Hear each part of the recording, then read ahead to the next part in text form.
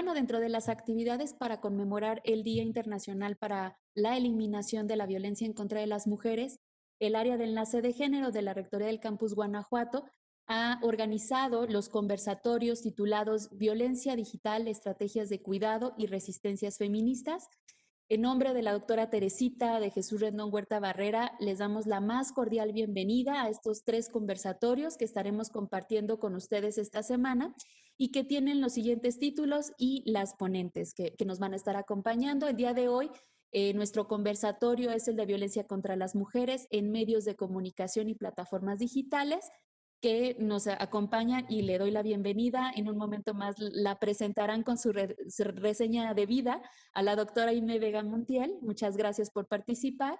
Mañana tendremos el conversatorio de autocuidado y cuidado colectivo, cómo construimos procesos de seguridad digital desde el enfoque feminista, con Candy Rodríguez, que es una tallerista ciberfeminista, investigadora y periodista egresada de la UNAM. Este conversatorio será a las 5 de la tarde y también a las 5 de la tarde el jueves 19, el último conversatorio es Multitudes Conectadas Feministas, Acción Global en Red con la doctora Guiomar Rovira Sancho. Y bueno, nada más quería hacer una observación para las personas que nos acompañan aquí en la plataforma de Cisco Webex, que aunque no las podemos ver a ustedes, no quiere decir que no estén participando, no tienen pues el privilegio de estar en la pantalla, pero pueden saludarnos y poner sus preguntas y sus comentarios en el chat. También, si desean, si para ustedes es muy importante hacer algún tipo de intervención con la voz, podemos activar su micrófono, nos lo piden también por el chat y así vamos a tener una conversación, son conversatorios, de una manera como más interactiva. Y bueno, pues entonces también quiero aprovechar y decir que para nosotras en esta área de enlace de género es un honor organizar esta actividad con la doctora Lidia García González, quien es la coordinadora, de hecho, académica de este evento. Ella es la que estuvo a cargo de toda la organización de la invitación de nuestras panelistas. Y bueno, para que la conozcan mejor, quiero leer un poco su reseña. Ella es licenciada en comunicación por la Universidad Iberoamericana Campus León, es maestra en comunicación de la ciencia y la cultura por la ITESO, la Universidad Jesuita de Guadalajara, México, doctora en comunicación y estudios culturales por la Nottingham Trent University en Reino Unido, coordinó la maestría en comunicación y cultura digital en la Universidad Autónoma de Querétaro, es miembro de la Asociación Mexicana de Investigadores de la Comunicación y de la Asociación Latinoamericana de Investigadores de Comunicación, y sus líneas de investigación se relacionan con la comunicación, la cultura digital, movimientos sociales y metodologías cualitativas digitales. Ha publicado sus artículos de investigación en revistas indexadas de México, Reino Unido, España y Perú, y es miembro del Sistema Nacional de Investigadores. Actualmente es profesora investigadora postdoctoral por CONACYT en la maestría de análisis político de la Universidad de Guanajuato, Campus Guanajuato, en donde está realizando un proyecto de investigación precisamente sobre esto, sobre estos temas de los conversatorios, que son movimientos feministas en México, como nuevos espacios y prácticas comunicativas del activismo en redes sociales de Internet. Y actualmente, pues está colaborando con nosotras en esta área del enlace de género del Campus Guanajuato en varias actividades. Entonces, pues te dejo el uso de la voz, Lidia, y muchísimas gracias por todo el apoyo. Adelante, por favor. Muchas gracias.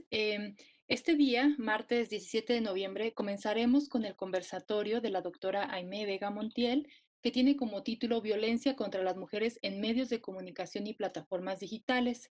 Em, y bien, este primer conversatorio tiene como objetivo conocer las formas de violencia en línea contra la mujer mediante las tecnologías de información y comunicación que actualmente se han vuelto cada vez más frecuentes, sobre todo con el manejo cotidiano y extendido de las plataformas digitales y otras técnicas. A pesar de las ventajas y el potencial del empoderamiento de Internet y de las TIC, las mujeres y las niñas de todo el mundo han señalado en forma creciente su inquietud por el contenido y el comportamiento dañinos, sexistas, misóginos y violentos en línea. Por lo tanto, es importante reconocer que Internet se está utilizando en un entorno más amplio de discriminación y violencia por razón de género, generalizado, estructural y sistémico contra las mujeres y las niñas, que determinan su acceso a Internet y otras TIC y su uso de estas. Dado que se trata de un conversatorio, la dinámica es la siguiente. Nuestra ponente realizará su exposición en un aproximado de 40 a 45 minutos. Mientras tanto, podrán ir anotando sus preguntas y comentarios en el chat. Trataremos de ir relacionando las preguntas que son similares para plantearlas a la ponente y que tenga más tiempo de dialogar con ustedes. También trataremos de atender las dudas que se pongan en el chat de Facebook, donde realizamos la transmisión. El principal propósito es que interactúen con Aimee, por lo que podrán seguir haciendo preguntas hasta las 2 horas de este conversatorio. A continuación les voy a platicar un poco sobre el trabajo de la doctora Aimee Vega Montiel. Ella es comunicóloga feminista, doctora y máster en periodismo y comunicación por la Universidad Autónoma de Barcelona, maestra y licenciada en Ciencias de la Comunicación, Universidad Nacional Autónoma de México, investigadora y coordinadora del programa de investigación feminista del Centro de Investigaciones Interdisciplinarias en Ciencias y Humanidades, el CEICH, de la UNAM. Es especialista en derechos humanos de las mujeres, medios de comunicación y tecnologías de información. Cuenta entre sus publicaciones con libros, artículos científicos y ensayos periodísticos. Forma parte de comités científicos y editoriales de instituciones nacionales e internacionales. Es profesora de licenciatura y el posgrado de la Facultad de Ciencias Políticas y Sociales de la UNAM. Pertenece al Sistema Nacional de Investigadores en el nivel 2. Fue presidenta de la Asociación Mexicana de Investigadores de Comunicación 2005-2007, en donde actualmente coordina el Grupo de Investigación de Género y Comunicación. Actualmente es vicepresidenta de la International Association for Media and Communication Research 2012-2020 y es presidenta de la Alianza Global de Medios y Géneros, iniciativa lanzada por la UNESCO y por más de 500 organizaciones a nivel internacional en 2013. Asimismo, es coordinadora de la Red Internacional de Universidades UNESCO Unit WIN en Género, Medios y TIC, integrante de la Red de Investigadoras por la Vida y la Libertad de las Mujeres y presidenta de la Alianza por el Derecho Humano de las Mujeres a Comunicar, la que obtuvo el primer título de concesión para operar una radio de uso social comunitario y que será la primera radio feminista en el país, Violeta Radio. Integrante del Grupo Asesor de la Sociedad Civil ONU México Mujeres y actualmente es presidenta del Consejo Consultivo del Instituto Nacional de las Mujeres. Fue presidenta del Consejo Consultivo Ciudadano del INMujeres Ciudad de México 2015 a 2017 y es integrante del Grupo de Mujeres Líderes en la Radiodifusión y las Telecomunicaciones Conectadas. Adelante, Aimee. Muchas gracias por aceptar esta invitación. Hola, ¿qué tal? Muy buenas tardes y gracias a ustedes por invitarme a este conversatorio. Quiero en particular agradecer a la doctora Lidia García por impulsar este tipo de iniciativas tan necesarias y justo, bueno, en un escenario en el cual las plataformas digitales se han convertido en nuestra principal vía de comunicación. Pues bien, voy a compartir una presentación con el fin de ir acompañando esta discusión. Como lo señaló la doctora Lidia García, soy especialista, bueno, solamente quiero aclarar que ya no coordino el programa de investigación feminista de mi centro de investigaciones. Y bueno, eso, desde luego, soy integrante y una investigadora feminista comprometida con los derechos humanos de las mujeres y las niñas, y en particular he dedicado mi formación y mi trabajo académico y también como activista al análisis de los medios de comunicación y de las plataformas digitales como impulsores de los derechos humanos de las mujeres y las niñas. Solamente para situar el contexto de mi discusión, debo afirmar que he enfocado mi análisis desde la perspectiva de los derechos humanos y solamente mencionarles, bueno, desde la publicación de la Declaración Universal de los Derechos Humanos en 1948, es que se identifica el marco de la comunicación como un territorio eso central en el ejercicio de los derechos humanos, en particular el derecho a la información, el derecho a la libertad de expresión. Ya desde aquel tiempo se traza la posibilidad de que el acceso y participación de las sociedades en la operación de medios de comunicación, hoy de las tecnologías de información, también entren en esta sombrilla. El artículo 19 de la Declaración expresa, por lo tanto, que cada persona tiene el derecho a la libertad de expresión y opinión. Este derecho incluye la libertad de recibir informaciones sin interferencia y a recibir y emitir información e ideas a través de cualquier medio.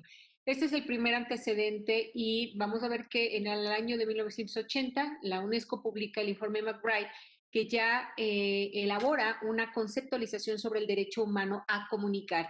Y esta conceptualización la define como un derecho sombrilla en el que estos derechos a los que me he referido, libertad de expresión, acceso a la información, derecho a la información y acceso a medios de comunicación y tecnologías de la información, se constituyan como partes integrantes de este derecho.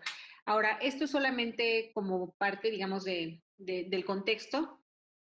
No obstante, el hablar hoy de eso, medios de comunicación, coberturas misóginas, por ejemplo, eso sobre la violencia feminicida, hablar de ciberviolencia, nos remite a eso, a una época muy reciente. Lo que sabemos es que la agenda feminista en comunicación tiene una larga data, por lo menos a finales de los años 50, es que identificamos las primeras investigaciones que se enfocan en denunciar el carácter sexista de los contenidos de los medios. Vamos a ver que a partir de la década de los 60 se elaboran marcos conceptuales que nos ayudan a identificar desde la academia, desde la investigación feminista, la forma en la cual los medios de comunicación discriminan a las mujeres y construyen representaciones que hacen incluso apología de la violencia contra las mujeres. Por ejemplo, conceptos como estereotipos sexistas de Mel Gates, de Laura Mulvey o Symbolic Annihilation de Gay Tuchman, son poderosos conceptos que ayudan a visibilizar que las industrias de comunicación no participan en el impulso de los derechos humanos de las mujeres.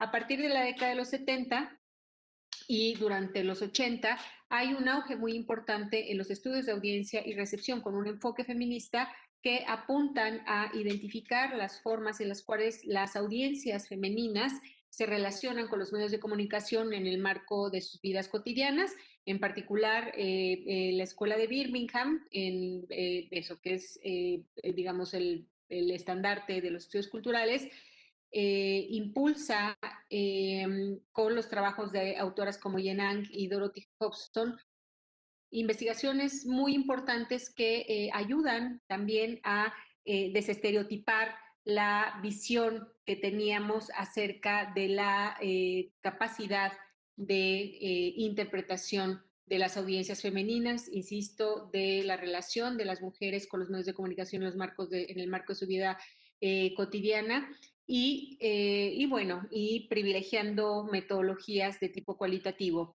Ya en la década de los 90 se incorpora una nueva línea o una nueva línea de esta agenda de investigación que se enfoca desde la economía política feminista de la comunicación en el análisis del acceso y participación de las mujeres en la estructura de las industrias de comunicación. Entonces, vamos a ver que estos estudios han ido acompañados o argumentados de investigación que da cuenta del lugar de las mujeres en estos sectores, de su participación en los procesos de toma de decisión, etcétera. Y con el nuevo siglo hay un auge muy importante en el impulso de la investigación y también un trabajo muy activo, muy poderoso, que busca impulsar políticas de género y comunicación, es decir, esta línea tanto de investigación como de incidencia, lo que se ha propuesto es incidir en los marcos normativos internacionales, regionales y nacionales a fin de que los medios de comunicación se constituyan como uno de los agentes en en el impulso de la igualdad entre mujeres y hombres. Y finalmente la Agenda de Derechos Digitales, que eso inicia con estos diagnósticos que nos dan cuenta de la brecha digital de género, conceptos como el tráfico virtual, que han servido para identificar y denunciar la forma en la cual las plataformas digitales, perdón, la forma en la cual, perdón, las plataformas digitales se han convertido en vehículos para la operación de grupos criminales que controlan las redes de trata con fines de explotación sexual. Otro concepto, ciberviolencia. Bueno, en nuestro país los 2 últimos años hemos estado muy familiarizados con este asunto de la violencia digital, que alude al escenario digital como un lugar en el cual los tipos de violencia que identificamos en ya en la Ley General de Acceso a las Mujeres a una Vida Libre de Violencia son perpetrados. Y los estudios más recientes apuntan, por ejemplo, a identificar la desigualdad de género en la inteligencia artificial, en el Big Data, el Internet de las Cosas. Y bueno, aquí algunas autoras que nos ayudan a trazar esta eh,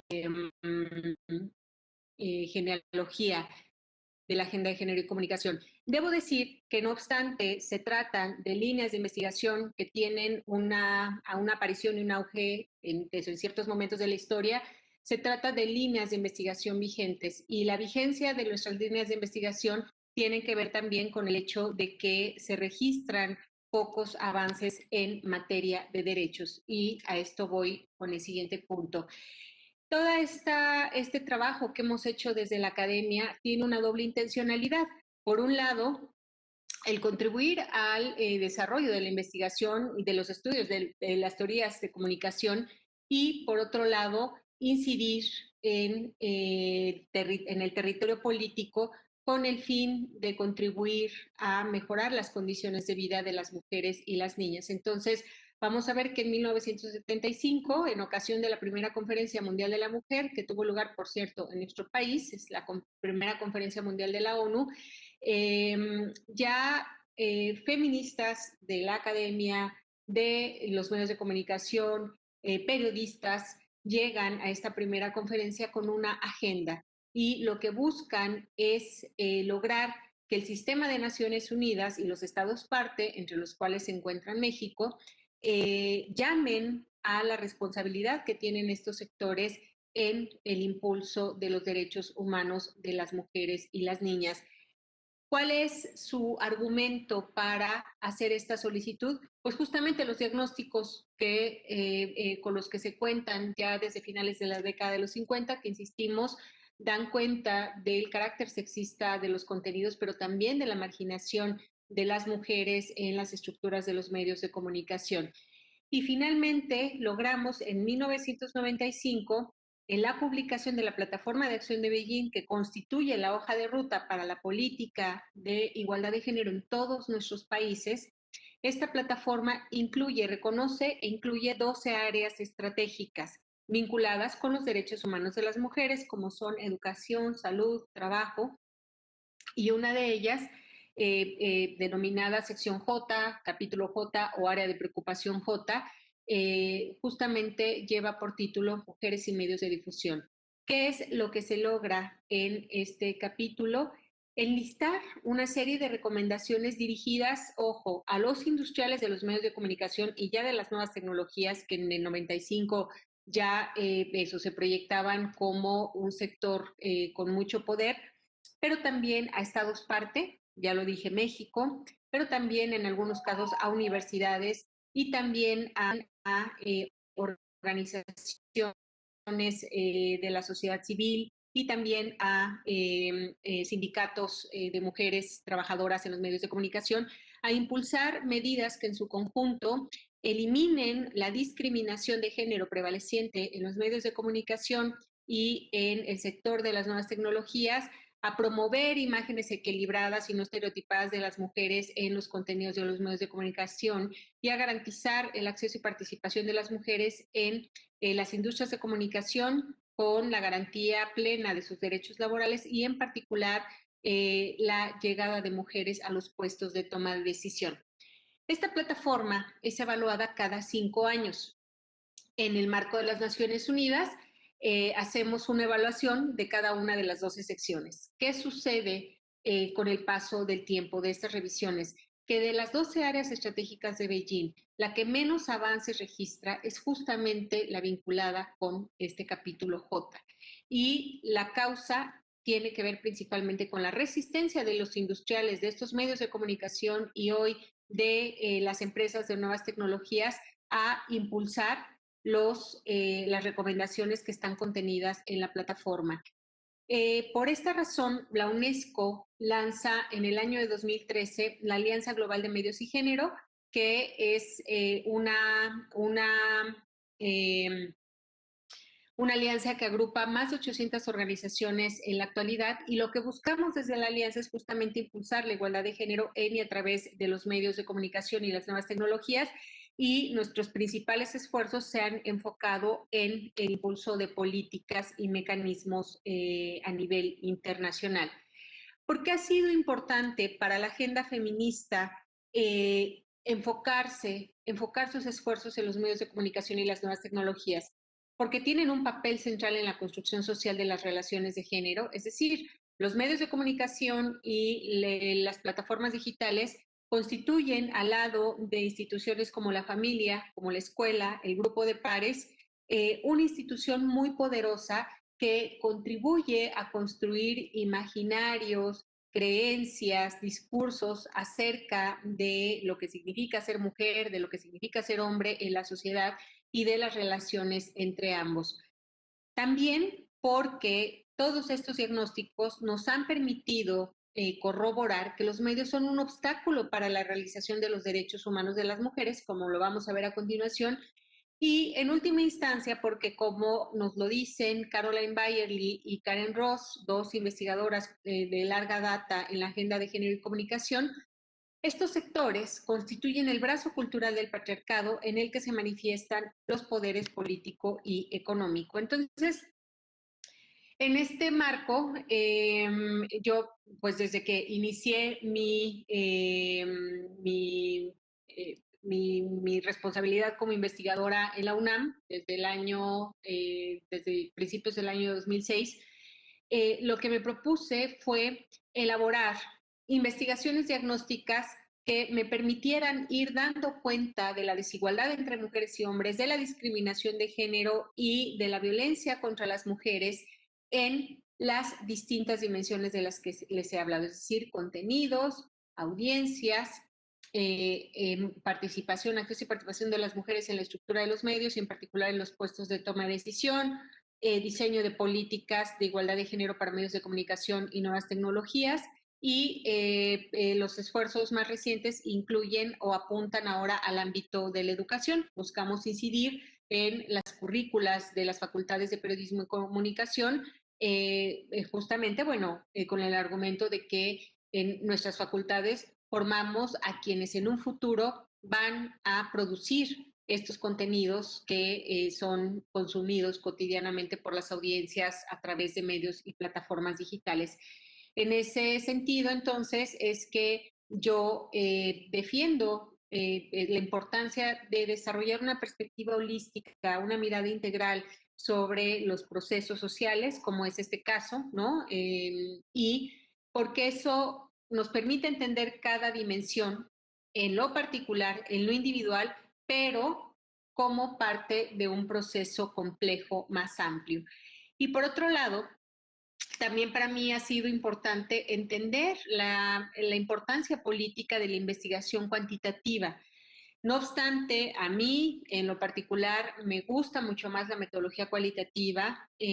Lo que he ido encontrando es que cuando lo que buscas con tus investigaciones es interpelar a tomadores de decisiones, como por ejemplo legisladores, y digo en masculino porque eso, con quienes me ha tocado discutir posibilidades de intervención en marcos normativos ha sido con legisladores que encabezan las comisiones de radio y televisión, por ejemplo, también con industriales, con dueños de los medios de comunicación, con representantes de los organismos reguladores. Entonces, he caído en cuenta que el lenguaje de los números es contundente y no deja lugar a dudas acerca de la dimensión de un problema, ¿no? En cambio, pienso, bueno, ¿qué sucedería si yo me basara en los testimonios de las mujeres de la industria a las que he entrevistado? Bueno, probablemente les sonará anecdótico, les sonará interesante el testimonio, pero difícilmente trascenderá, ¿no?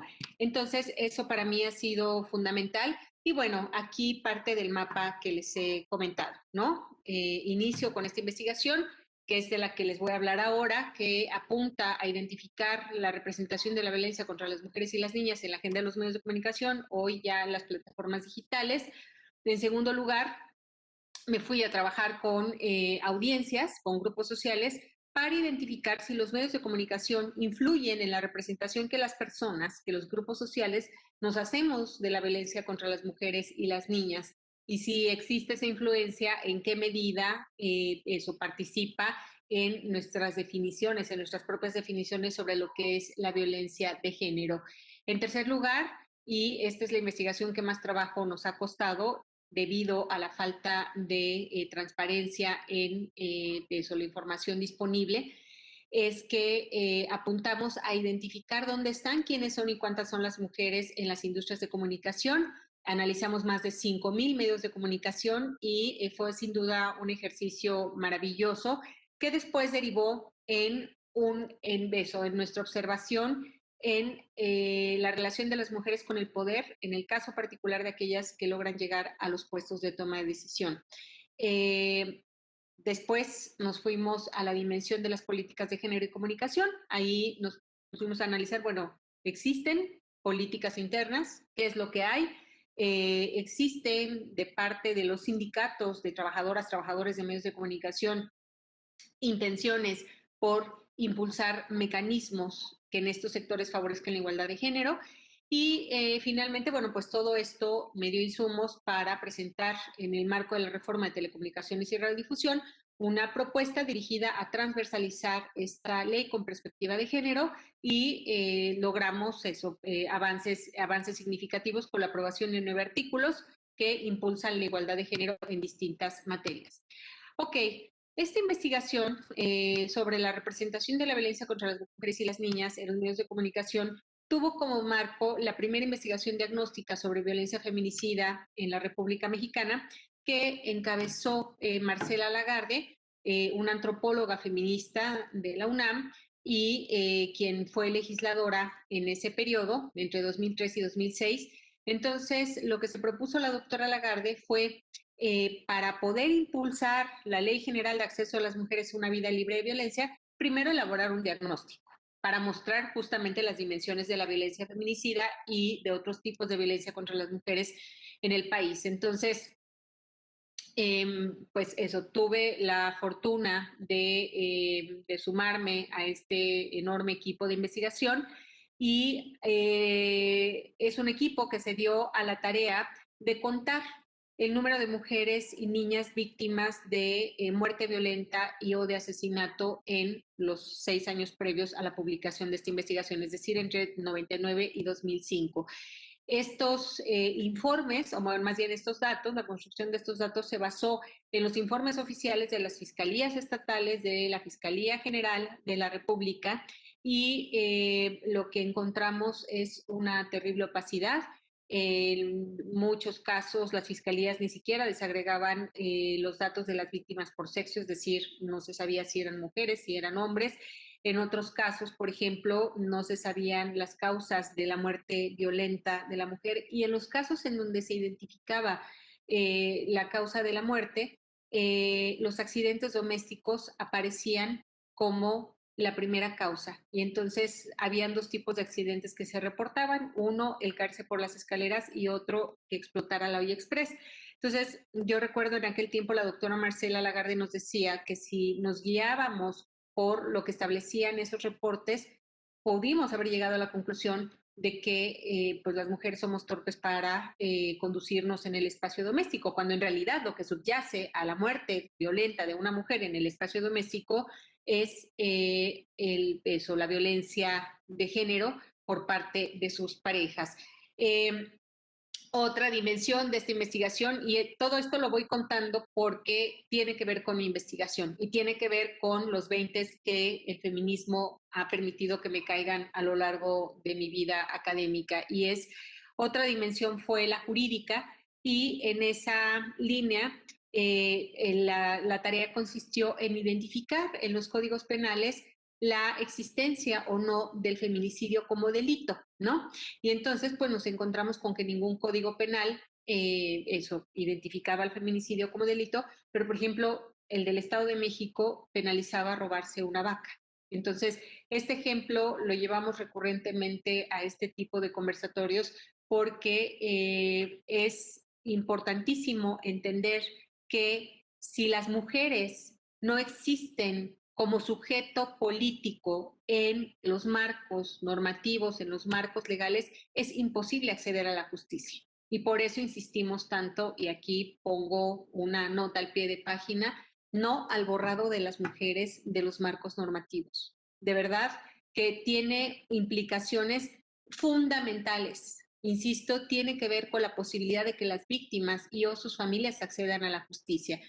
Y bueno, lo que sabemos, ¿no? Lo que observamos es que pues ha sido el incremento de la violencia feminicida, coloca a la violencia contra las mujeres como el problema más acuciante en nuestra sociedad, definitivamente, ¿no?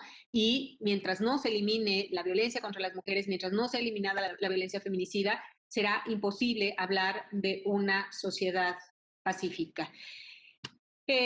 Bueno, decimos que la violencia contra las mujeres es estructural. ¿Esto qué significa? Reconocer que todas las mujeres, por el hecho de serlo, son víctimas de violencia de género, y que, claro, aquí si aplicamos esta perspectiva interseccional, lo que podremos reconocer desde luego es que la etnia, la raza, la clase social, la edad, el poder adquisitivo, son elementos, son variables que suman condiciones de mayor vulnerabilidad en la vida de muchas mujeres, ¿no?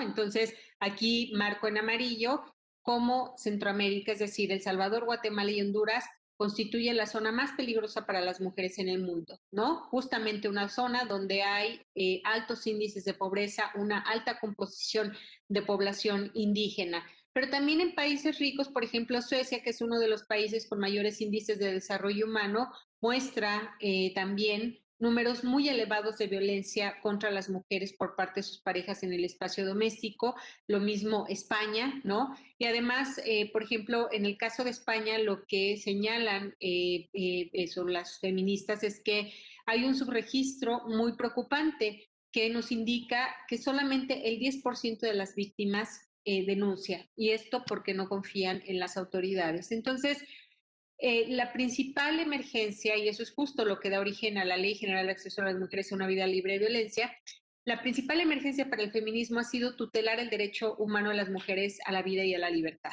¿no? Y en este contexto es que ya desde 1981 contamos con la primera convención para la eliminación de todas las formas de discriminación contra la mujer, conocida como CEDAW. Esta convención constituye la Carta Magna de los Derechos Humanos de las Mujeres y es publicada en 1981. ¿Qué carácter tiene esta convención? Vinculante, es decir, las recomendaciones que hace la convención a los estados parte como México son de obligación o más bien de cumplimiento obligatorio. A nivel regional contamos con la Convención Interamericana para Prevenir, Sancionar y Erradicar la Violencia contra la Mujer, conocida como Belén do Pará.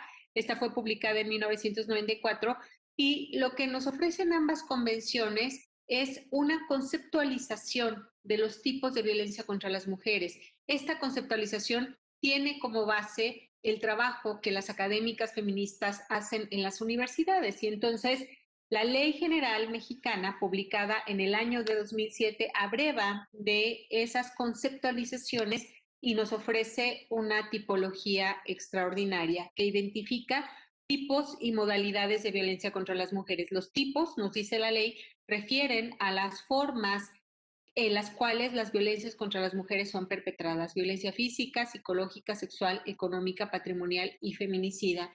Y las modalidades son los escenarios sociales en los cuales esas violencias contra las mujeres son perpetradas.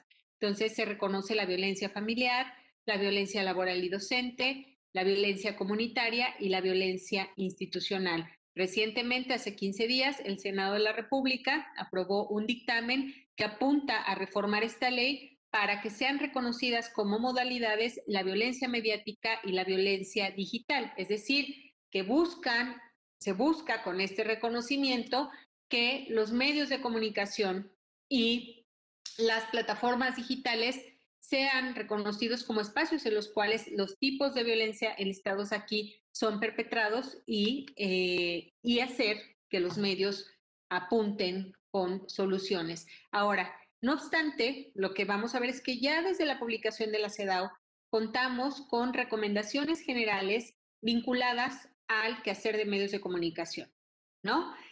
Lo mismo la Convención Belém do Pará, lo mismo la Plataforma de Acción de Beijing, la CSW, que es la Comisión para el Estatus Jurídico y Social de la Mujer de Naciones Unidas, que es la principal reunión en la que cada año se evalúa el avance de la política de género, perdón, de igualdad de género.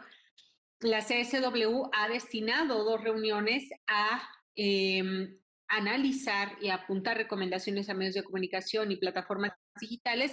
Y finalmente, los Objetivos de Desarrollo Sostenible, tanto el 5 como el 16, vinculan el quehacer de estos sectores. En México, la Ley General de Acceso a las Mujeres a una Vida Libre de Violencia incluye mandatos específicos que vinculan el quehacer de los medios de comunicación.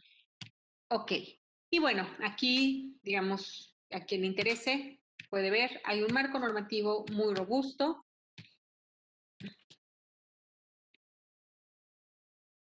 Y bueno, otra dimensión de la violencia contra las mujeres vinculada a medios de comunicación es la violencia contra mujeres periodistas. México es, junto con Afganistán, el país más peligroso del mundo para la profesión del periodismo. Es uno de los 13 países con los índices más altos de impunidad. Y lo que vamos a ver es que, no obstante, claro, o sea, la violencia contra periodistas eso es muy preocupante. La violencia contra mujeres periodistas está absolutamente invisibilizada. Entonces, organizaciones en México como CIMAC se han dado a la tarea de visibilizar las formas específicas en las cuales las mujeres periodistas son víctimas de violencia. ¿Por qué? Por el hecho de ser mujeres. Y estas violencias incluyen incluso violencia feminicida. 15 mujeres periodistas han sido víctimas de feminicidio en este país. Los tipos de violencia más comunes o digamos más frecuentes, perdón, son la psicológica, la física y la sexual, y la feminicida y también la patrimonial. Y aquí un dato muy importante. Lo que CIMAC reporta sistemáticamente es que el mayor porcentaje de agresores de mujeres periodistas son funcionarios de gobierno. Es decir, o sea, en un contexto como el que vive nuestro país, donde los grupos criminales están extendidos en todo el territorio nacional, pensaríamos que se constituyen como los principales agresores de mujeres periodistas y no es así. Se trata de funcionarios públicos, es decir, aquí sí podemos señalar que el ejercicio de la libertad de expresión de las mujeres periodistas constituye la principal razón por la cual ellas son víctimas de violencia. Y bueno, casos paradigmáticos los conocemos, algunos: Lidia Cacho, San Juan Martínez, la propia Carmen Aristegui y los feminicidios de mujeres periodistas en Veracruz y Oaxaca. Ok, ahora, ¿qué pasa en el contexto de los medios de comunicación?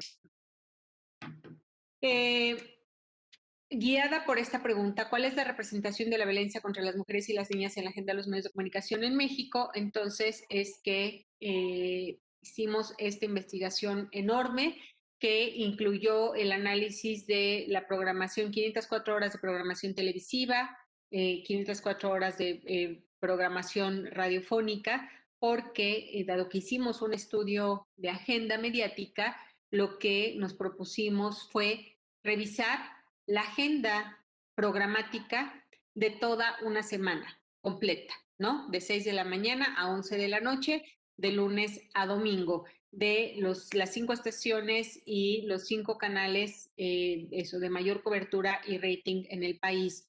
También incluimos en esta investigación el análisis de los 10 periódicos de mayor consumo a nivel nacional y también de estas revistas, tanto para mujeres y hombres adultos como para adolescentes.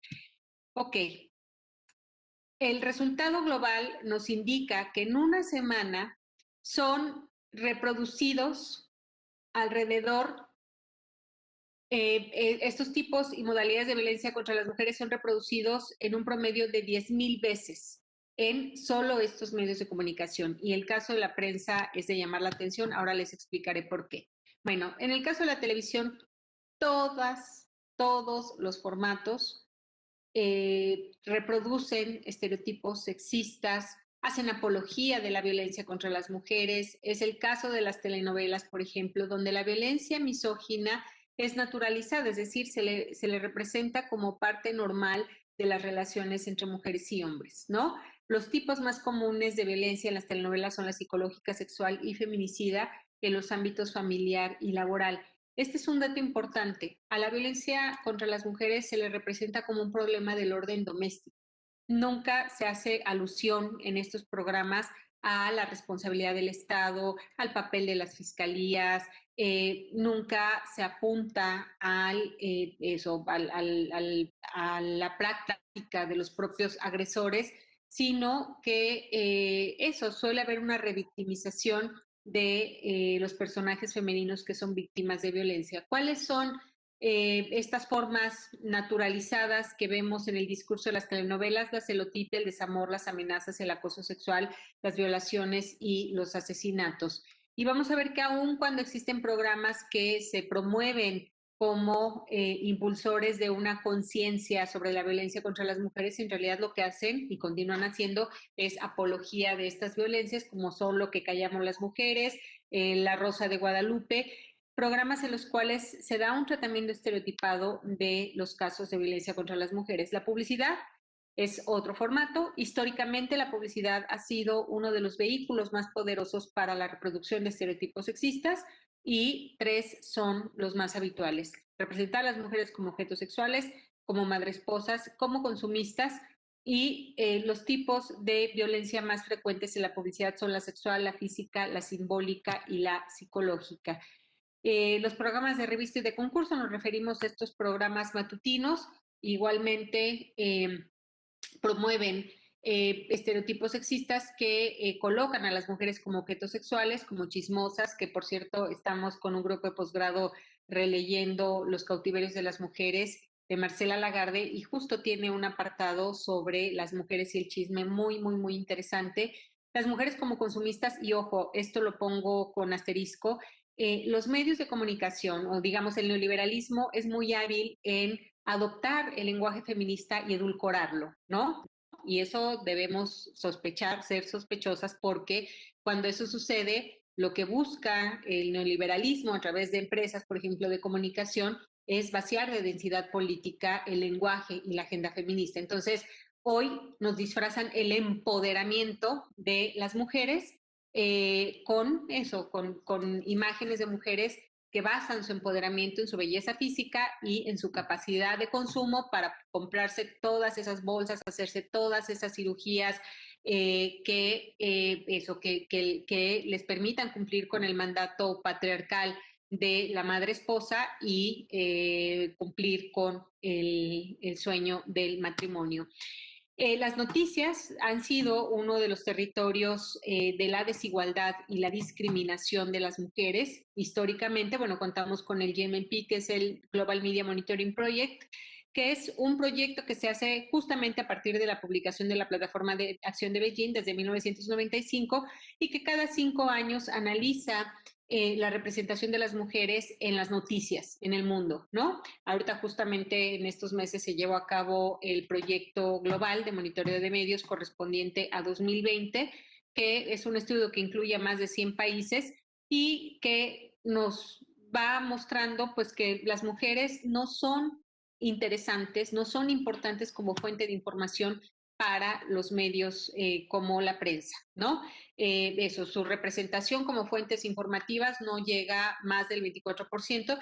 Y, por ejemplo, ahorita, justo en el contexto de la pandemia, lo que observamos es, lo que nos indican las investigaciones que están haciendo nuestras compañeras, es que eso, la voz predominante, la voz experta predominante sobre los temas de la pandemia, es decir, médicos, epidemiólogos, incluso economistas, son voces masculinas, ¿no? Las mujeres alcanzan apenas el 19% de representación como fuentes informativas y, bueno, corroboran esto que nos dice el Monitoreo Global de Medios y Género. ¿Qué pasa en aquellas noticias donde se nos informa de eso, de actos de violencia contra las mujeres? Bueno, a las mujeres se les revictimiza, ¿no? Hay un tratamiento terriblemente irresponsable en general por parte de los medios informativos que incluso se atreven a publicar las imágenes de las mujeres que son víctimas de violencia con narraciones que se constituyen como pedagogías de la violencia machista, y esto tiene implicaciones muy graves para los procesos legales, puesto que la filtración de información por parte de las fiscalías a medios de comunicación, cuando ustedes recordarán hace unos meses un caso terrible, el feminicidio de Ingrid Escamilla, una mujer joven en la Ciudad de México, cuyas imágenes, su cuerpo, eso ya victimado terriblemente, fue exhibido en casi todos los medios de comunicación. Estábamos llegando a la medianoche y hay medios de comunicación de estos amarillistas que registraron incluso un tráfico de hasta 2 millones de lectores. Entonces, estas filtraciones han sido utilizadas en muchas ocasiones para obstaculizar los procesos judiciales que permitirían a las familias de las víctimas acceder a la justicia. Y decimos eso, en las narraciones de los medios es muy frecuente que se den razones, se aporten argumentos que justifican estos actos terribles contra las mujeres. Por otro lado, los agresores suelen ser invisibles en la información, ¿no?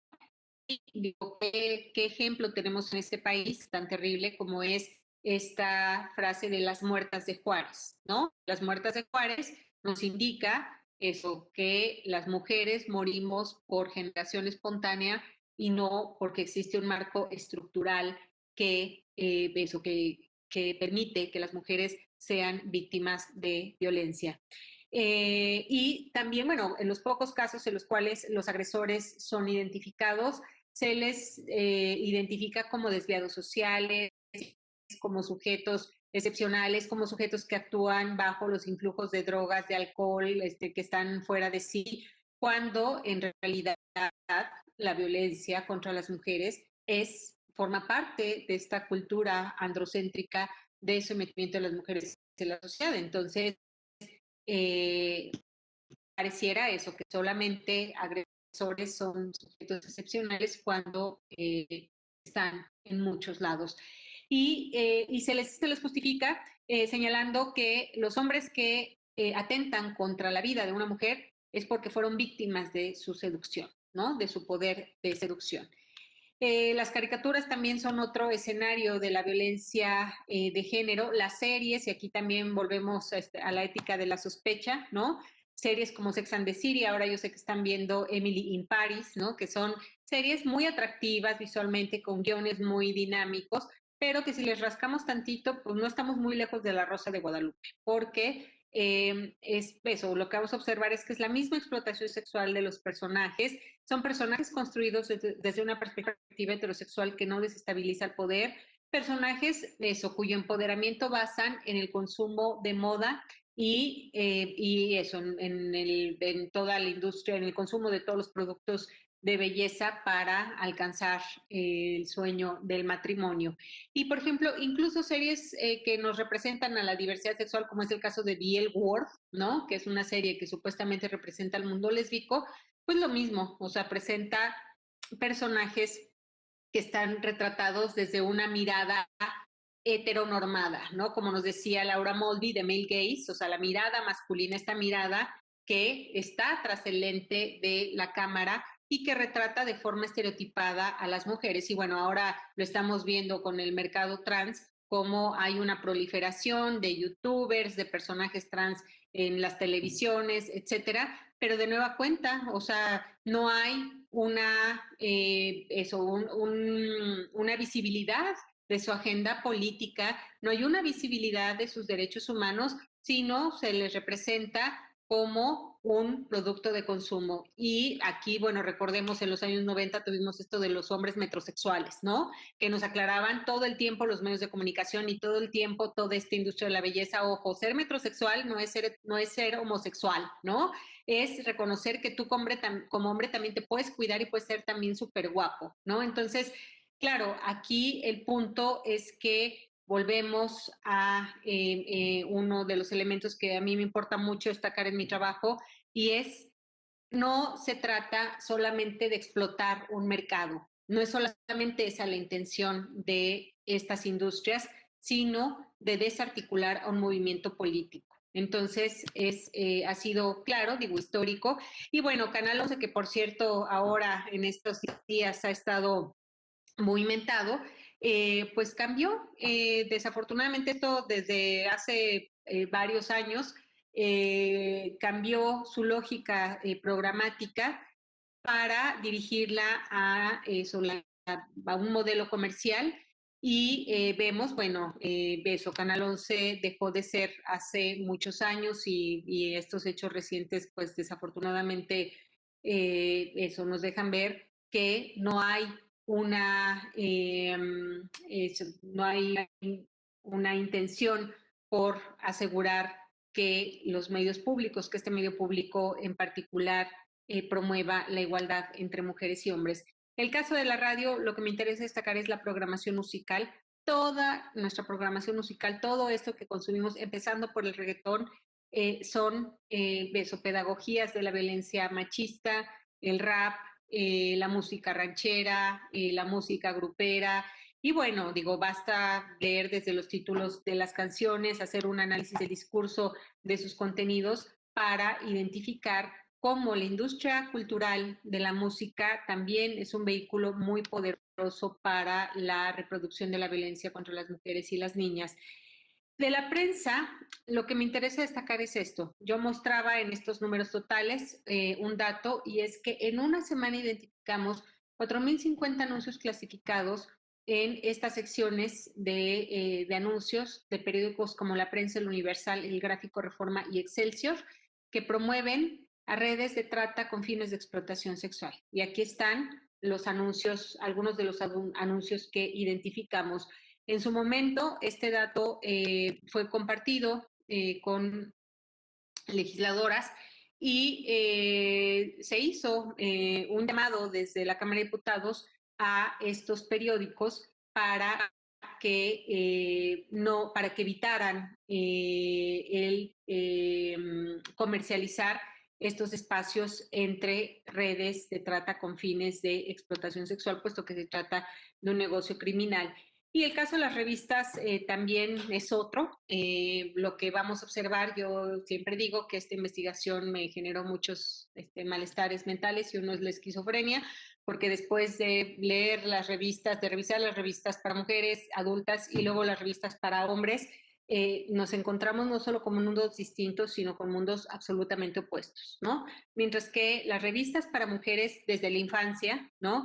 Eso, hacen un énfasis en el estereotipo de la madre esposa, las mujeres como consumistas, es decir, de nueva cuenta trayendo esto del concepto de empoderamiento, el empoderamiento asociado al consumo y a la belleza física, el chisme y las mujeres como objetos sexuales, está prevalece en todas estas revistas. En cambio, las revistas para hombres construyen el estereotipo del macho promiscuo. O sea, pareciera que los hombres solamente están pensando en tener relaciones sexuales con cuanta mujer se atraviesa en sus vidas, hombres que basan su poder en objetos materiales, principalmente autos y relojes, y en tener eso a muchas mujeres en sus vidas, y las revistas de espectáculos que igualmente reproducen estos estereotipos sexistas que sitúan a las mujeres como objetos sexuales de consumo. Y bueno, esto lo que me permite afirmar en conclusión es que la violencia de género transversaliza todos los contenidos mediáticos, que esta violencia es estructural, pues no se trata de una circunstancia aislada, no son los programas de ficción, no es solamente la publicidad, sino se trata de todos los contenidos, y en esta perspectiva puedo entender la resistencia de los industriales de los medios de comunicación a eliminar contenidos que hacen apología de la violencia contra las mujeres. ¿Por qué? Porque les representa una ganancia, unos ingresos económicos muy significativos, muy redituables. Ahora, y ya con esto voy a cerrar, ¿qué sucede con el mundo de la ciberviolencia, o más bien el mundo digital? Bueno, esta es una agenda a la que se le ha puesto atención, ya lo digo, en los años recientes, eh, y que reconoce que múltiples plataformas que incluyen redes sociales como Facebook, Twitter, Instagram, páginas web, motores de búsqueda como Google, blogs, secciones de comentarios en periódicos y revistas, sitios de citas, servicios de mensajería como WhatsApp, Messenger, chats de videojuegos en línea, son vehículos para la perpetración de la ciberviolencia. De acuerdo con la Comisión de Banda Ancha de la ONU, que es la primera que hace un diagnóstico a nivel internacional en 2015, identifica 7 tipos de ciberviolencia: el hackeo, la suplantación, la vigilancia, el hostigamiento, el reclutamiento y la distribución maliciosa. En México, organizaciones como Luchadoras y la Asociación para la Comunicación Progresiva identifican 13 tipos, es decir, estos varían más o menos, pero la base nos la da la Comisión de Banda Ancha de la ONU. ¿Qué nos dice esa comisión? Que el 73% de mujeres usuarias de Internet han sido víctimas de violencia de género en línea, y que, ya lo decía yo, en general, en los casos las denuncias de violencia por violencia de género, que dado que hay muy poca confianza en las autoridades, en el Poder Judicial, las víctimas no se animan a denunciar, lo que no significa que la ciberviolencia no exista, pero además, cuando vamos a denunciar, inhiben nuestra denuncia porque el funcionariado no está capacitado ni siquiera para entender lo que es la violencia contra las mujeres en el territorio digital. Y aquí tenemos unos números. El INEGI nos dice, hay 9 millones de mujeres conectadas a Internet que han sido víctimas de ciberviolencia.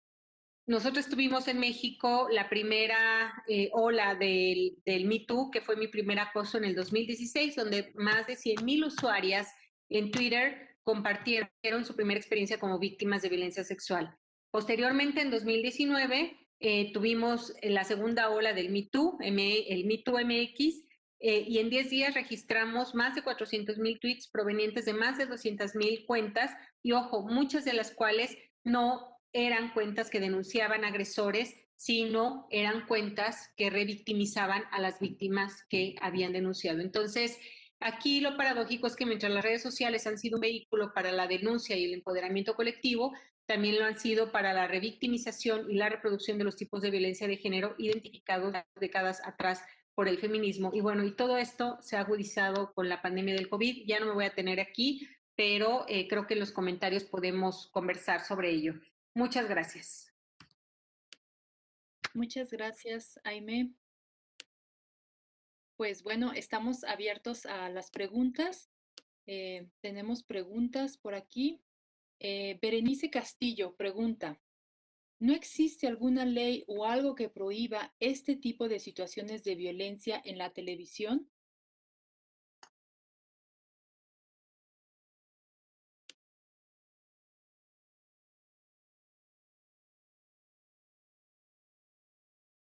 Aime, no te escuchamos, disculpa. ¿Podrías prender tu micrófono, por favor?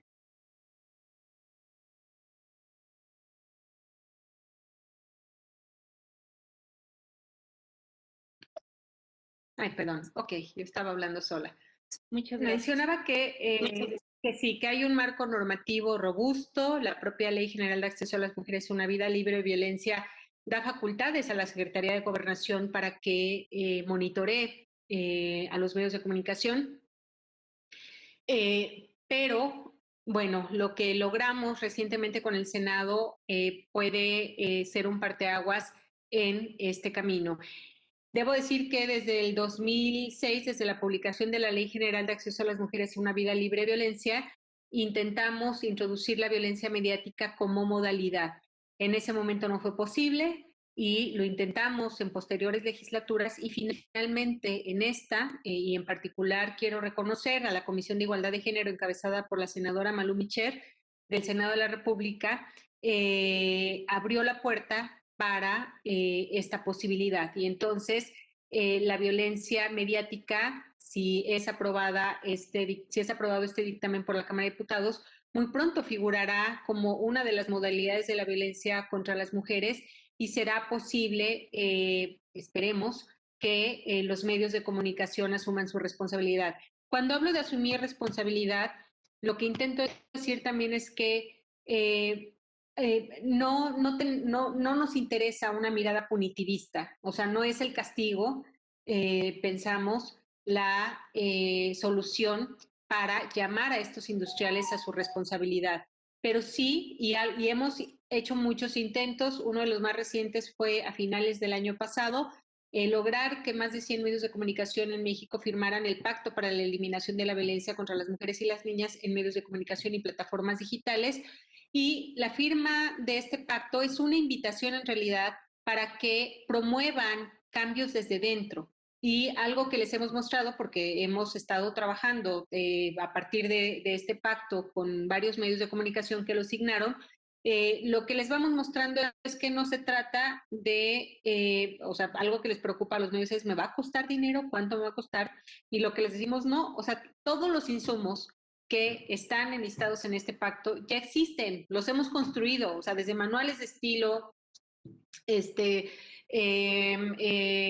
códigos de ética, protocolos de atención a mujeres víctimas trabajadoras en los medios de comunicación, etcétera, etcétera. Entonces, se trata aquí de un asunto de voluntad, pero insisto, o sea, es importantísimo entender que los ingresos económicos constituyen una razón muy poderosa para que estos sectores no asuman su responsabilidad. Y otra también lo digo, y es, pues sí, o sea, ya lo decían Karen Ross y Caroline Bayerly, los medios de comunicación son el brazo cultural del patriarcado. El patriarcado, materializado a través de todas estas instituciones que conocemos, se resiste al avance de las mujeres en la sociedad. Entonces, también aquí hay una intención política de eso, de estas empresas, de estos sectores, por no favorecer representaciones de las mujeres acorde pues, con las mujeres reales y diversas que circulamos por la sociedad. Muchas gracias, Jaime. ¿Podrías, por favor, dejar de compartir pantalla?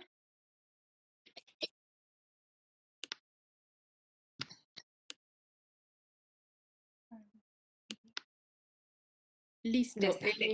Tenemos la siguiente pregunta. Si nos puedes mencionar más ejemplos sobre cómo en las series de streaming de Netflix o Amazon o cualquier otro tipo de plataforma, cómo se puede ver esta cuestión del feminismo edulcorante. Edulcorado.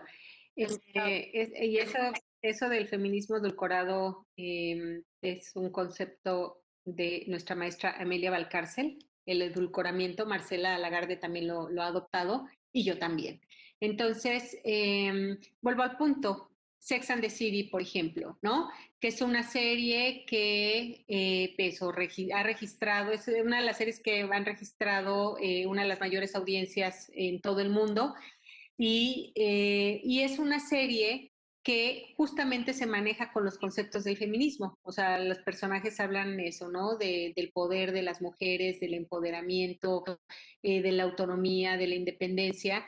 Sin embargo, eso, como parte de nuestro análisis, lo que nos evidencia estas investigaciones es que pues se trata de un empoderamiento edulcorado porque en realidad el empoderamiento, el supuesto empoderamiento se basa en eso, en el poder adquisitivo de las protagonistas para consumir todos los productos que ahí enlistan de muchísimos diseñadores de marcas de lujo y cuyo principal objetivo es conseguir al hombre de su vida, al marido ideal. Entonces, por ejemplo, en México, esta serie Las Aparicio, ¿no? Que incluso en su momento hicimos el análisis de los productos que tenían, por ejemplo, de su página de Facebook, etcétera, que lo mismo se vendía eso como una serie que adoptaba eslogans del feminismo, pero pues en realidad eso, los personajes no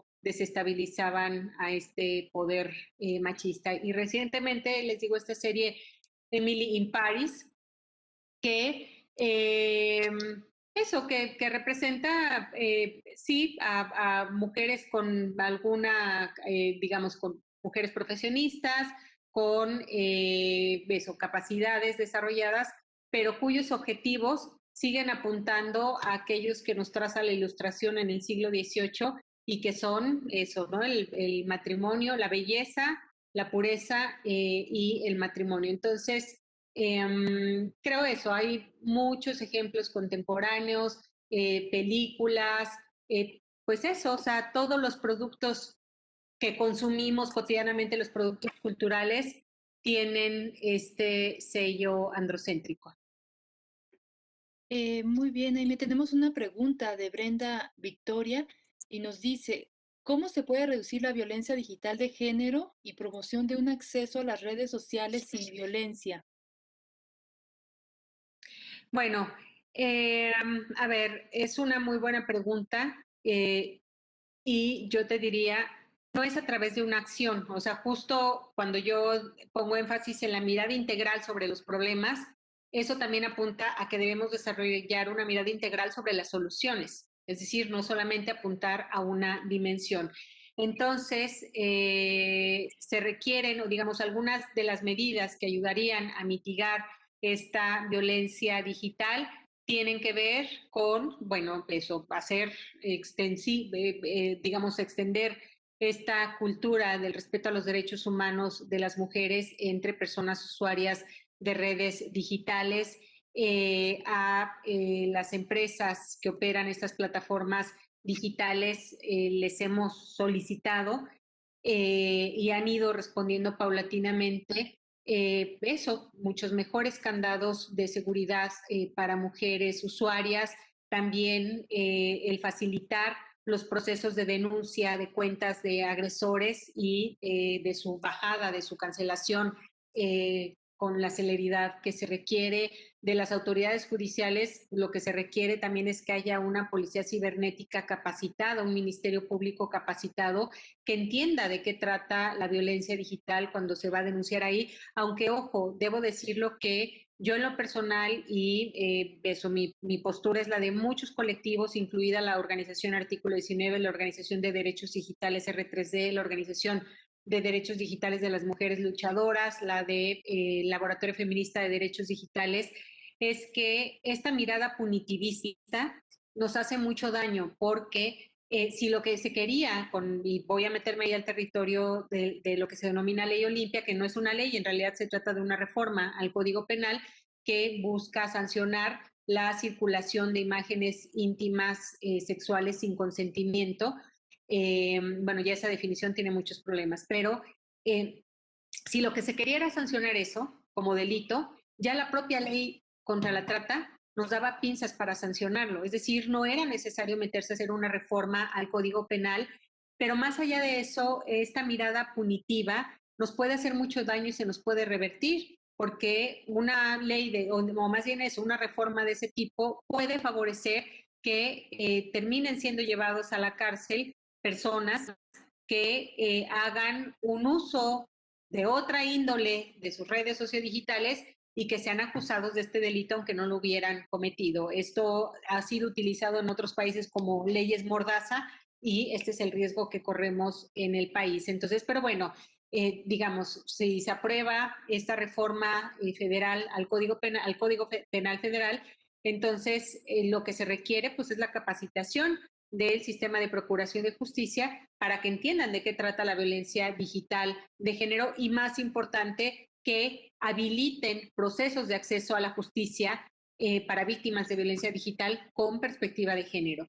Se requiere también eso de la capacitación a mujeres usuarias, entre mujeres usuarias, sobre lo que es la seguridad digital. Esto ya lo hacen muchas organizaciones feministas de la sociedad civil. Creo que vamos a tener además esta semana una serie de conversatorios que seguramente tocarán esos puntos, ¿no? Hacen unos trabajos preciosos, organizaciones que están eso, por los derechos digitales de las mujeres y que incluyen estas capacitaciones sobre seguridad digital, que incluso habilitan sus propias nubes, han construido eso, nubes que son espacios seguros para que las mujeres podamos ahí resguardar nuestra información, etcétera. Y entonces, bueno, eso, creo que las soluciones, insisto, apuntan a distintas dimensiones y a distintos sectores o a la responsabilidad, o apelan a la responsabilidad de distintos sectores como son el Estado, como son las empresas de este sector, como eso, la responsabilidad que les toca a las organizaciones de la sociedad civil y a las mujeres usuarias. Y ya, está. Muy bien, tenemos varias preguntas. Nos dice Desiree Tapia Terrazas, me gustaría saber su opinión respecto a esto. Si ya se identificó que la mayoría de las mujeres no denuncia la violencia de género, ¿qué hay de las que sí denuncian, pero el proceso es más agotador y lento? ¿En qué o quiénes tienen que apoyarse para que la Fiscalía a nivel federal acelere y dé una solución de conformidad de ambas partes, ya que la policía cibernética solo se encarga de desaparecer los actos de violencia, pero no hay una sanción a los delincuentes? Bueno, es una pregunta muy importante. Ya lo decía yo que el nivel de confianza en nuestras autoridades, en el sistema de protección de justicia, es muy bajo y ese bajo porcentaje de mujeres víctimas que denuncian ven sus casos en la impunidad. En los casos amplios de violencia contra las mujeres se registra un nivel de impunidad del 97%. Por ejemplo, en la Ciudad de México apenas se logró la primera sentencia por violencia feminicida, la primera.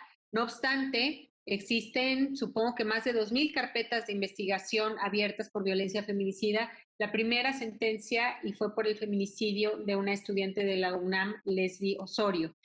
En los casos de violencia digital, Justo Luchadoras está por presentar en estas semanas un informe muy importante que nos da cuenta. Ellas se dieron a la tarea de revisar, de analizar qué es lo que ha sucedido en aquellos estados donde se aprobó en los meses anteriores esta reforma conocida como Ley Olimpia. No ha pasado nada.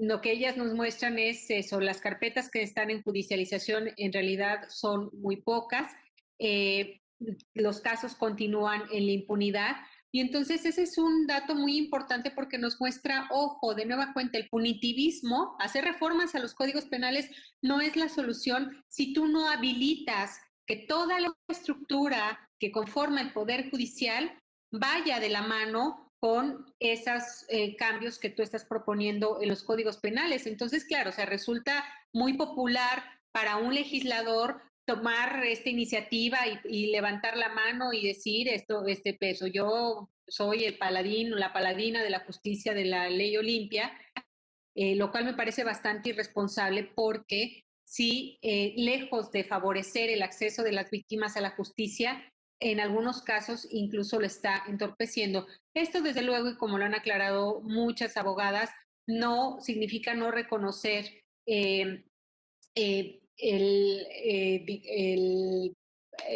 digamos, lo importante que ha sido esta movilización social para visibilizar la violencia digital. Eso, sin duda, ha sido fundamental.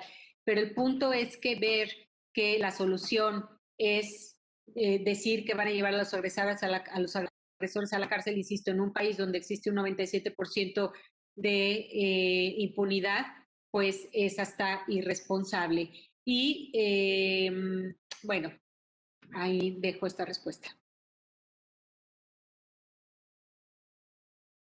Nos pregunta Georgina García Contreras, nosotras, nosotros, nosotres, como consumidores de los medios de comunicación, ¿cuál es nuestra responsabilidad o cómo podemos luchar contra este tipo de prácticas?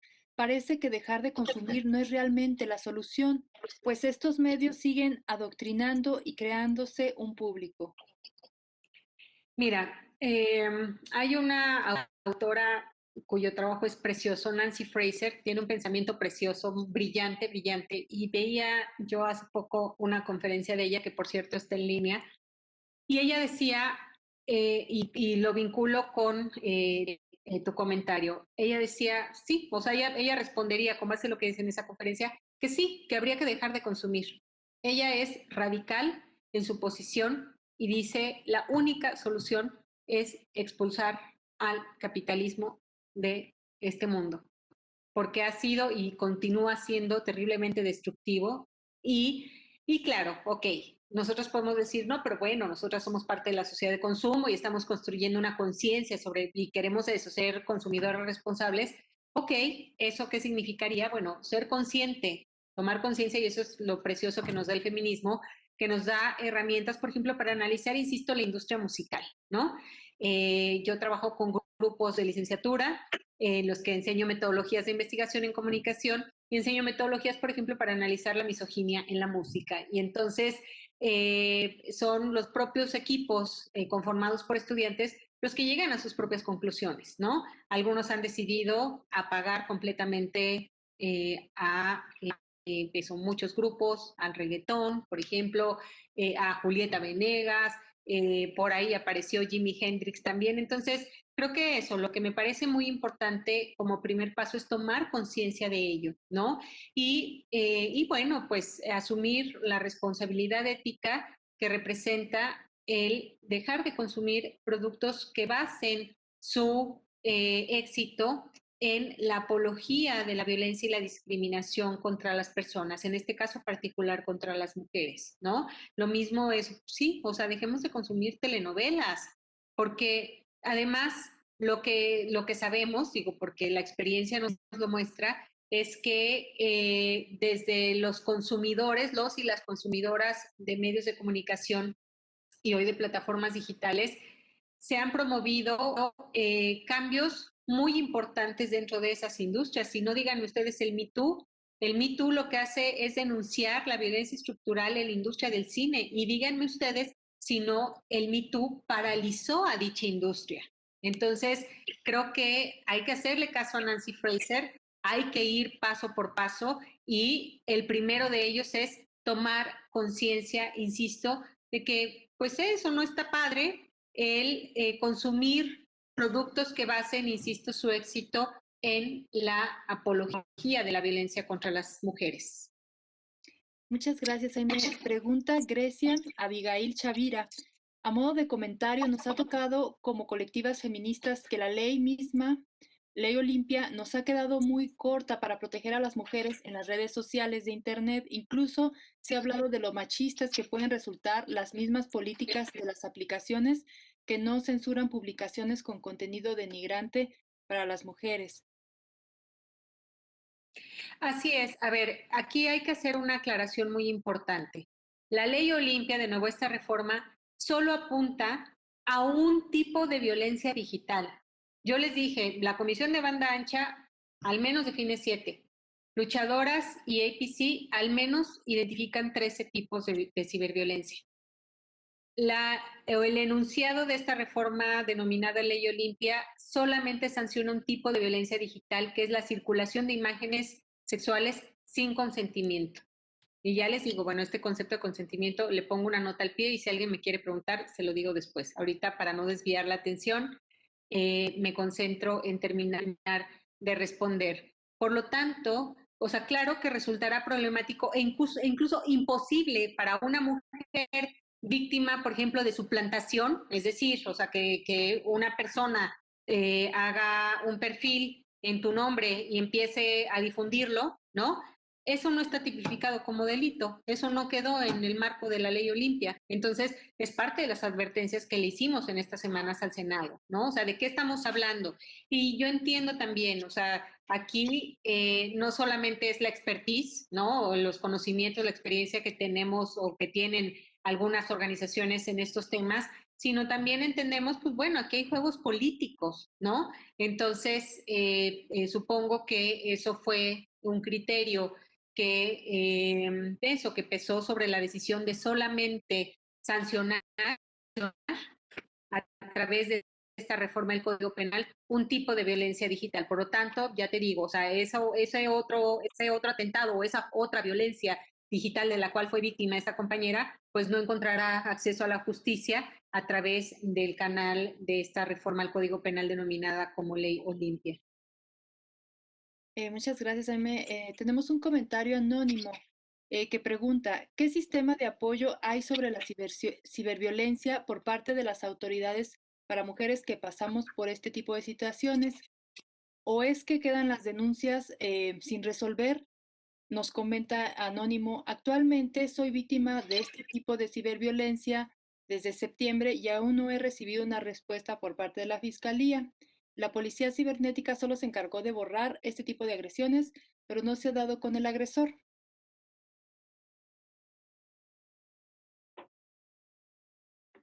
Ya, de nueva cuenta, o sea, hay que revisar cuál es el delito que está sancionado en el Código Penal, porque ahí puede haber eso, digamos, puede estar el origen del problema.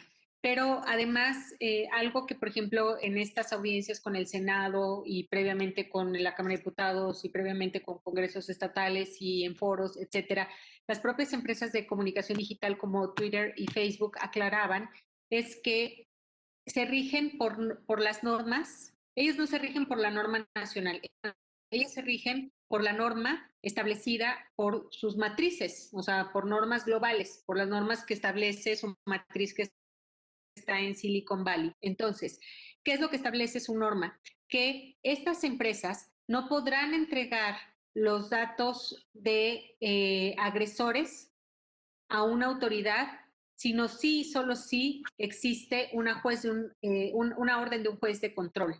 Entonces, ya se imaginarán lo que significa esto para las víctimas. O sea, efectivamente, en el testimonio de nuestra compañera que lo comparte ahora, puedo entender perfectamente el drama que significa para ella eso, el no poder acceder a la justicia, pero aquí, entonces, por eso insisto, o sea, creo que es muy importante antes de celebrar reformas, conocer de qué se tratan, porque en realidad lo que se ha estado celebrando pues no está sirviendo en lo concreto a las mujeres que son víctimas de ciberviolencia. Entonces, digamos, o sea, de todo esto nos enteramos, de todo esto me enteré cuando sucede el Mito MX y que muchas compañeras que denunciaron fueron víctimas de eso, de amenazas en sus redes sociales, incluso algunas amenazas de muerte. Y entonces a partir de ahí fue que tocó empezar a tejer fino y conocí de las propias empresas como Facebook y Twitter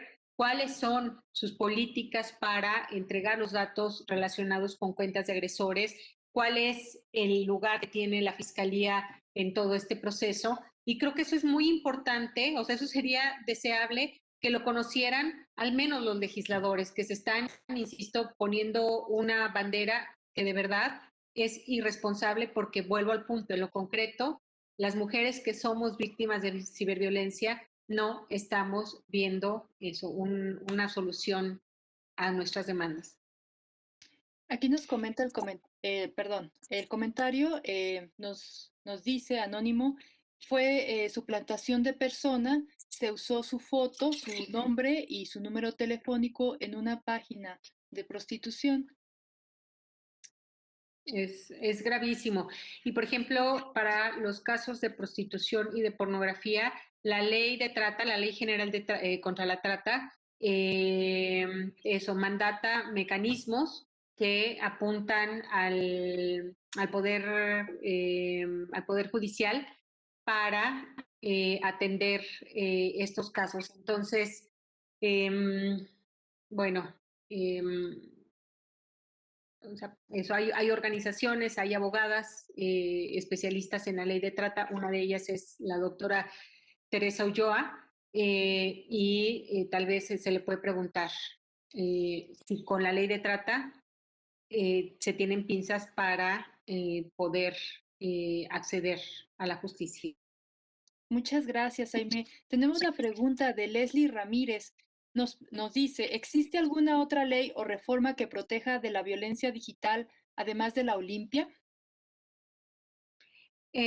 No, a ver, yo lo decía, ya el Código Penal vigente da pinzas para sancionar la circulación, por ejemplo, de imágenes íntimas sin consentimiento, que vuelvo al punto, este concepto de consentimiento es muy problemático, y eso está en la Ley General contra la Trata de personas.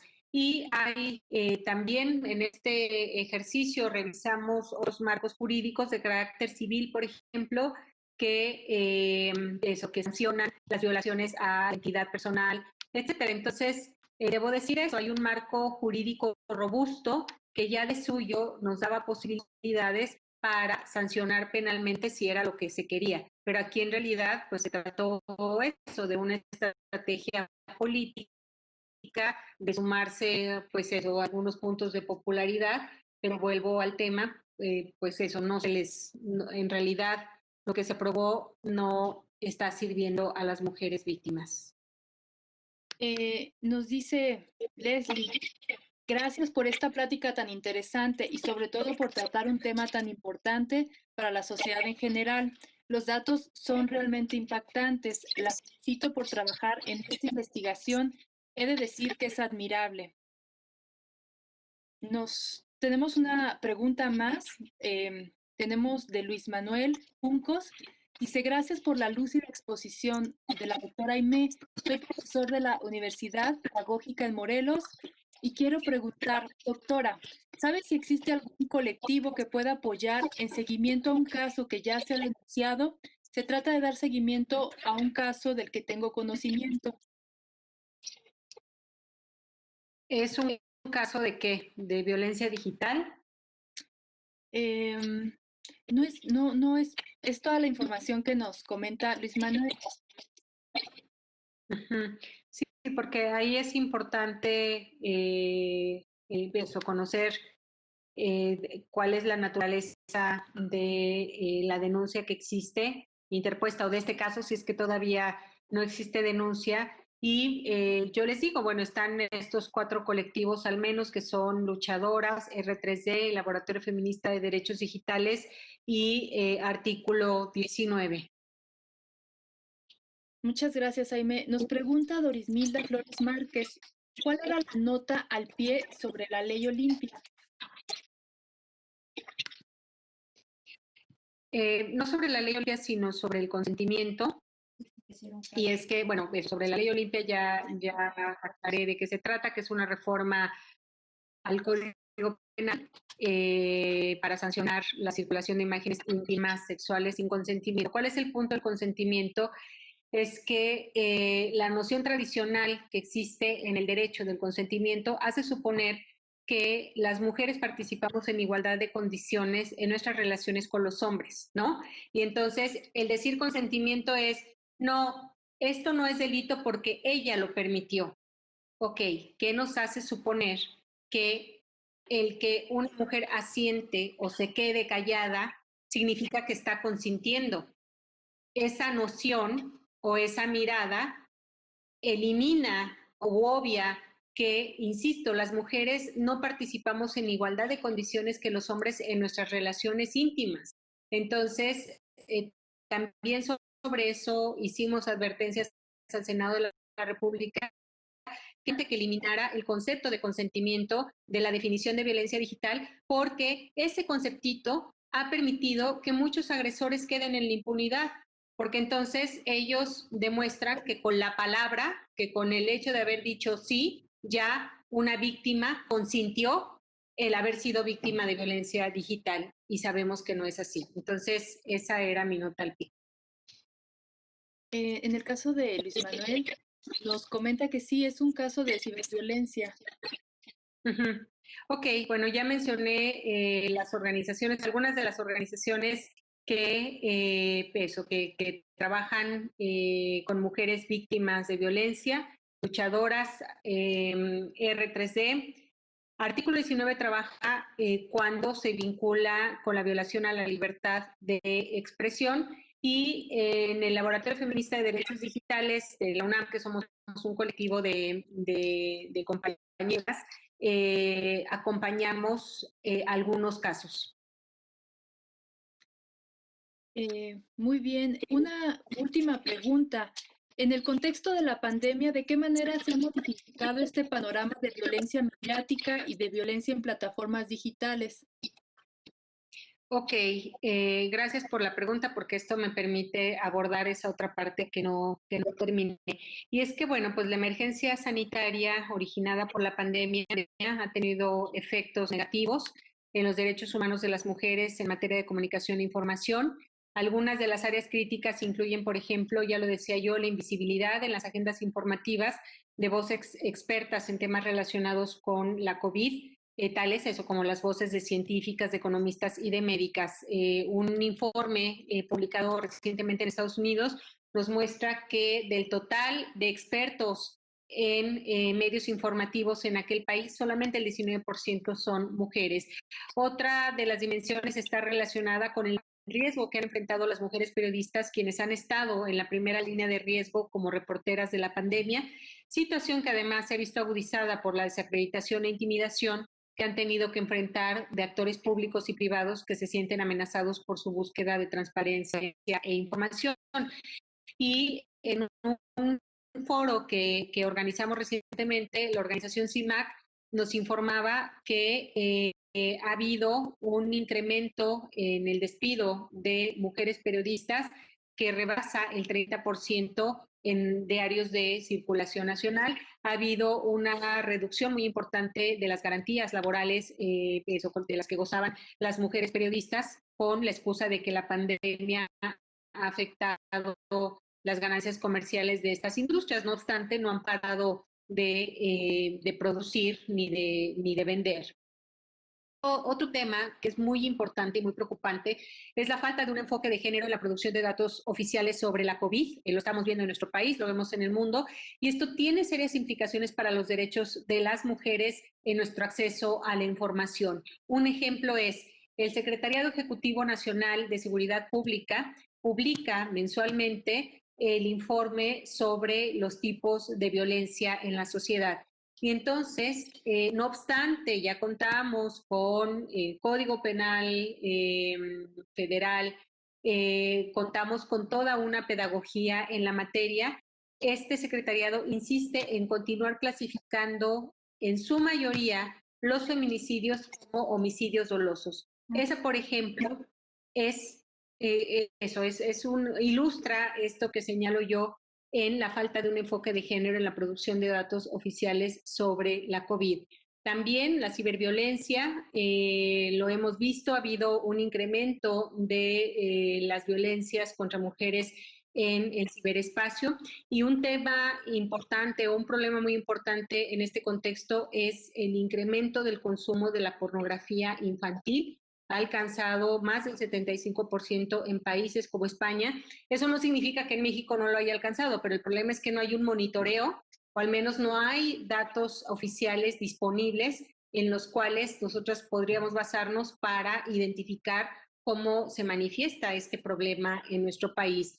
Otro problema u otra dimensión tiene que ver con que las corporaciones masculinas de medios y nuevas tecnologías están resultando las principales beneficiarias de esta crisis y esto tiene serios efectos para las mujeres.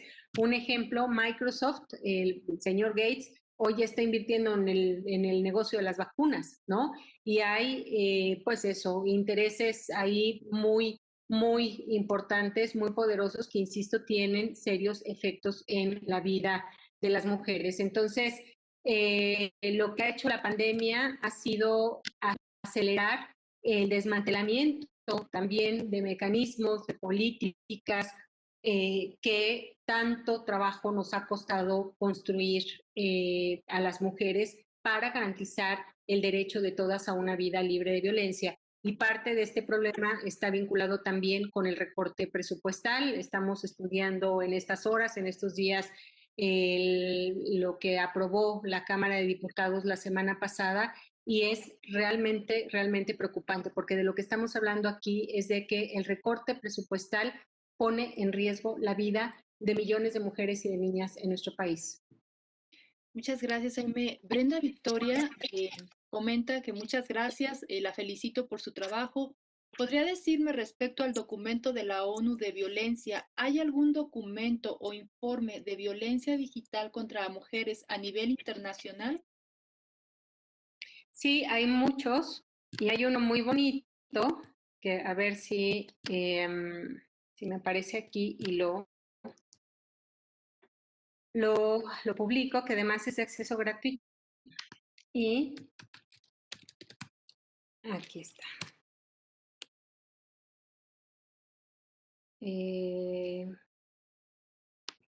Este documento lo preparé para el Instituto Electoral de la Ciudad de México, Ciberviolencia contra las Mujeres y Discurso de Odio Sexista. Y lo que hago en este documento, que es muy reciente, acaba de ser publicado, es identificar, ahí está, ¿sí lo ven, no? Perfecto.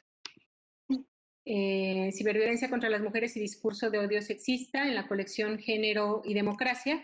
Y lo que hago en este documento, ustedes lo verán, es identificar la conceptualización relacionada con la ciberviolencia contra las mujeres, los tipos de ciberviolencia, tanto, ya lo dije en este informe, el primer informe de la Comisión de Banda Ancha de Naciones Unidas, el Consejo de Europa. Europa es probablemente la región en la que más avances se han logrado, incluso ya el año pasado elabora una definición sobre el discurso de odio sexista y la incidencia que hemos tenido en la normativa internacional, que lo digo porque desde la Alianza Global de Medios y Género hemos dado pasos importantes en esa dirección, a fin de que la Comisión del Estatus Jurídico y Social de la Mujer, la CSW, la Commission on the Status of Women, incorpore sus recomendaciones a los estados parte,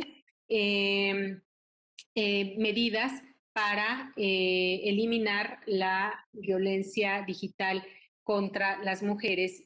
Y también decirles que hace 2 años la CEDAW, que es la Convención para la Eliminación de todas las formas de discriminación contra la mujer, evaluó a México, al gobierno mexicano, en su examen periódico, y entre las recomendaciones que el comité elabora al gobierno mexicano para eliminar la violencia contra las mujeres, incluye recomendaciones en materia de violencia digital, violencia mediática y violencia digital. Entonces, bueno, les invito, es muy bonito, es gratuito, eso es muy bueno, y además está en versión digital, no tienen que exponerse a este virus horroroso. Muchas gracias, Aime. Queremos comentar que este documento se compartió en la invitación de Cisco Webex. Lo deben de tener en alguno de los correos que llegaron del evento. Para finalizar, Gabriela Gómez quiere expresar pues, que ha sido una excelente presentación para la doctora Aime. Gracias.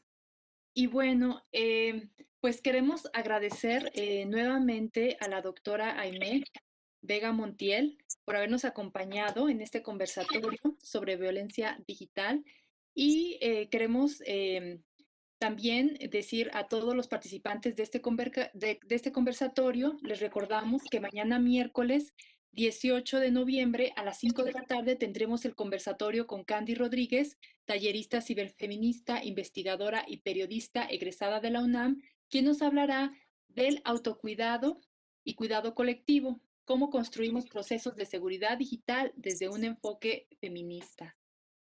Pues nuevamente, Aime, muchísimas gracias por haber aceptado esta invitación. Gracias a ustedes. Me encantó la conversación. Gracias. Muchas gracias, Aime.